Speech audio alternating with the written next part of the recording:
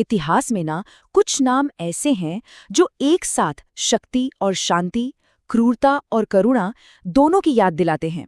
आज हम एक ऐसे ही सम्राट की कहानी में गोता लगाने वाले हैं जिसने पहले तो अपनी तलवार की धार से हिंदुस्तान का नक्शा ही बदल दिया और फिर अपने विचारों की ताकत से पूरी दुनिया का। ये कहानी है अशोक की। एक नाम लेकिन दो पहचान। तो देखिए, एक ही इंसान और दो बिल्कुल अलग अलग पहचान। एक तरफ चंडाशोक, मतलब वो अशोक जिसके नाम से ही दुश्मन कांप उठते थे, और दूसरी तरफ धर्माशोक, जिसने प्रेम और धर्म का रास्ता अपना लिया। तो सवाल ये उठता है कि आखिर ऐसा क्या हुआ? वो कौन सा मोड़ था जिसने इतिहास के सबसे क्रूर विजेताओं में से एक को शांति का सबसे बड़ा दूत बना दिया? आइए हम सब मिलकर इस असाधारण बदलाव के पीछे की कहानी को समझते हैं। इस कहानी की शुरुआत होती है अशोक के शुरुआती महत्वाकांक्षा से। एक ऐसी महत्वाकांक्षा जो उन्हें सिंहासन तक तो ले गई, लेकिन एक बहुत ही खूनी रास्ते से। करीब 304 ईसा पूर्व में जन्मे अशोक मौर्य वंश के दूसरे सम्राट बिंदुसार के बेटे थे। देखिए, वो बचपन से ही एक कमाल के योद्धा और एक कुशल प्रशासक थे। सम्राट बनने से पहले ही उन्होंने उज्जैन और तक्षशिला जैसे बड़े इलाकों में जो विद्रोह हुए थे उन्हें बड़ी बेरहमी से कुचल दिया था। लेकिन जब उनके पिता की मृत्यु हुई तब उस विशाल मौर्य साम्राज्य के सिंहासन के लिए असली लड़ाई शुरू हुई। एक ऐसी लड़ाई जिसने अशोक के शुरुआती चरित्र को पूरी तरह से गढ़ दिया।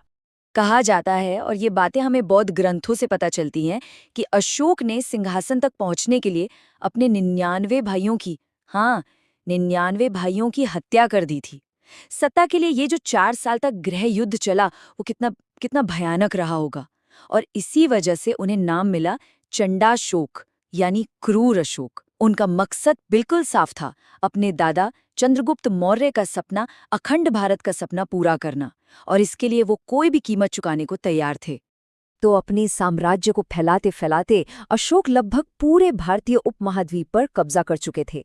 लेकिन बस एक आखिरी राज्य था जो उनकी सत्ता को चुनौती दे रहा था, और बस उसी राज्य के साथ हुए युद्ध ने सब कुछ बदल कर रख दिया। अपने राज्याभिषेक के 8वें साल में अशोक ने कलिंग पर हमला किया, जिसे आज हम ओडिशा के नाम से जानते हैं।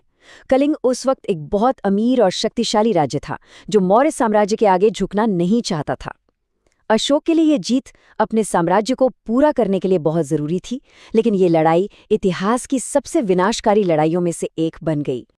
ये युद्ध इतना भीषण था कि इसमें 1 लाख से भी ज्यादा सैनिक मारे गए। जरा सोचिए, उस जमाने के हिसाब से ये संख्या कितनी बड़ी रही होगी। युद्ध का मैदान लाशों से भरा पड़ा था, और कहते हैं कि दया नदी का पानी सैनिकों के खून से लाल हो गया था। लेकिन इस युद्ध की त्रासदी सिर्फ सैनिकों की मौत तक ही सीमित नहीं थी। लड़ाई खत्म होने के बाद 1.5 लाख, जी हाँ, 1.5 लाख से ज्यादा आम नागरिकों और बचे खुचे सैनिकों को बंदी बनाकर उनके घरों से, उनकी जमीन से हमेशा के लिए बेदखल कर दिया गया। पूरा का पूरा कलिंग तहस नहस हो चुका था। और ये तबाही यहीं नहीं रुकी। युद्ध के बाद जो भूखमरी और बीमारियां फैलीं, उन्होंने ना जाने कितनी और जानें ले लीं। जब सम्राट अशोक जीत के बाद उस युद्ध के मैदान का जायजा लेने पहुंचे तो उन्होंने जो मंजर देखा उससे उनका दिल दहल गया। हर तरफ सिर्फ मौत और मातम पसरा था। उस भयानक विनाश को देखकर अशोक के मन में शायद यही एक सवाल उठा होगा। उन्हें एहसास हुआ कि अरे, मैंने जमीन का एक टुकड़ा तो जीत लिया, लेकिन लाखों लोगों की जान की कीमत पर।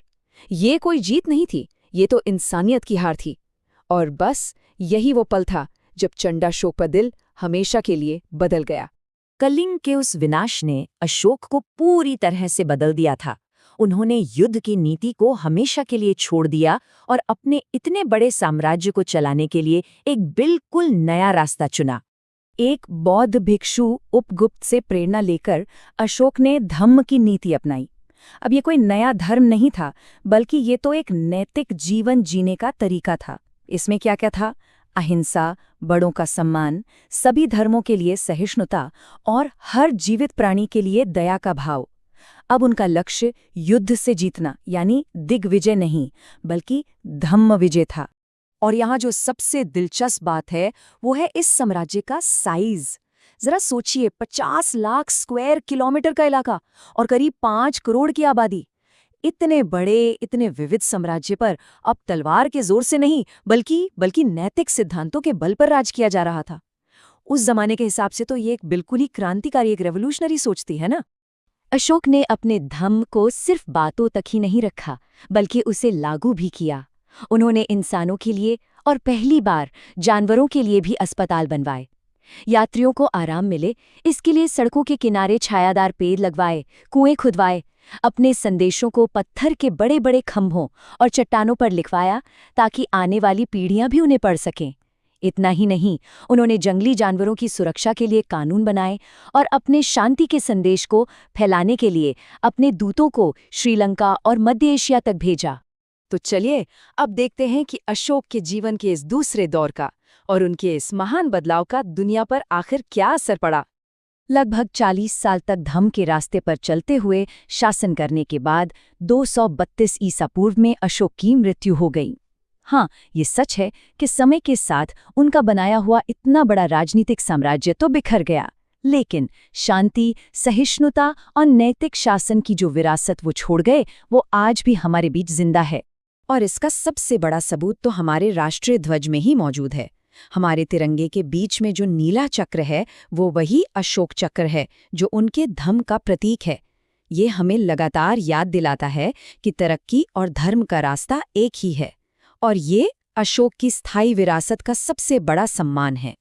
तो आखिर में एक बहुत ज़रूरी सवाल छोड़ जाते हैं। अशोक की कहानी हमें ये सोचने पर मजबूर करती है कि क्या किसी इंसान के बाद के अच्छे काम उसके हिंसक अतीत पर पूरी तरह से पर्दा डाल सकते हैं? क्या पश्चाताप और बदलाव किसी की विरासत को, उसकी पूरी पहचान को फिर से बदल सकते हैं? इस पर विचार जरूर कीजिएगा।